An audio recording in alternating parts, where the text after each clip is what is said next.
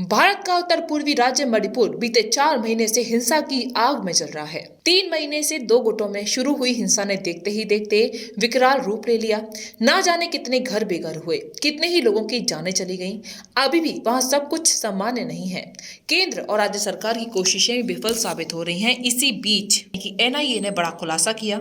NIA ने बताया है कि सीमा पार म्यांमार और बांग्लादेश के आतंकवादी संगठन मणिपुर में जातीय हिंसा फैलाकर भारत के खिलाफ युद्ध छेड़ने की तैयारियां कर रहे हैं। एनआईए के मुताबिक म्यांमार और बांग्लादेश के आतंकी संगठन हैंडलर्स ने मणिपुर में हथियार, गोला बारूद और अन्य आतंकवादी साजो सामान की खरीद के लिए फंडिंग की है, जिन्हें सीमा पार से और साथ ही भारत के उत्तर पूर्वी राज्यों में सक्रिय अन्य आतंकवादी संगठनों से मदद भी मिल रही है। इतना ही नहीं, म्यांमार के आतंकी संगठनों के कई दहशतगर्द मणिपुर में सक्रिय हैं, जो भीड़ में घुसकर मणिपुर के लोगों और सुरक्षा बलों पर हमला करते हैं, जिससे हिंसा भड़के और बवाल खड़ा हो। इनके फायरिंग के कई कथित वीडियो भी वायरल हो चुके हैं। म्यांमार स्थित आतंकवादी संगठन गैर कानूनी तरीके से हथियार, गोला बारूद और विस्फोटक इकट्ठा करते हैं। मणिपुर में हथियारों की लूट भी इसी का एक हिस्सा है। आप समझिए कि आखिर मणिपुर में म्यांमार के आतंकी कैसे घुस रहे हैं। भारत म्यांमार के साथ 1643 किलोमीटर की सीमा साझा करता है। भारत में मिजोरम,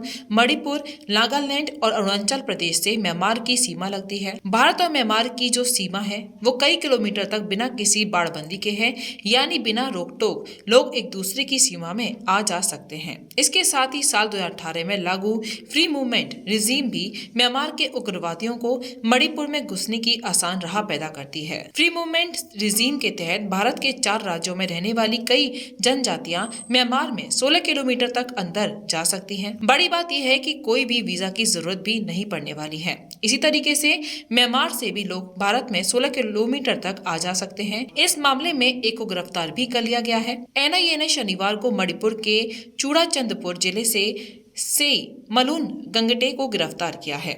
इसका संबंध इन्हीं आतंकी संगठनों से है। एनआईए मामले की जांच से पता चलता है कि म्यांमार और बांग्लादेश में रहने वाले आतंकवादी समूहों ने भारत में उग्रवादी नेताओं के एक वर्ग के साथ साजिश की है। इसका मकसद विभिन्न जाति समूहों के बीच दरार पैदा करने और भारत सरकार के खिलाफ युद्ध छेड़ने के इरादे से हिंसा भड़काना है।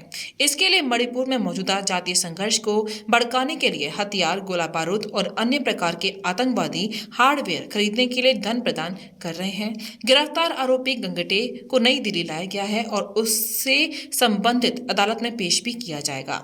एनआईए के प्रवक्ता ने इस बात की पुष्टि भी की है। इस मामले में एक अन्य आरोपी मोईरंग थे आनंद सिंह को एनआईए ने 23 सितंबर को गिरफ्तार किया। इससे पहले मणिपुर पुलिस ने उन्हें 4 अन्य लोगों के साथ गिरफ्तार किया था, जब वे कथित तौर पर पुलिस की वर्दी में एक वाहन में यात्रा कर रहे थे। उनके पास हथियार और गोला बारूद थे। पुलिस ने आरोप लगाया है कि सिंह पीपुल्स लिबरेशन आर्मी के एक ओवरग्राउंड कार्यकर्ता के रूप में काम कर रहा था, जो एक गैर कानूनी मणिपुरी उग्रवादी संगठन है और उसने चंदेल में बुनियादी सैन्य प्रशिक्षण प्राप्त किया है।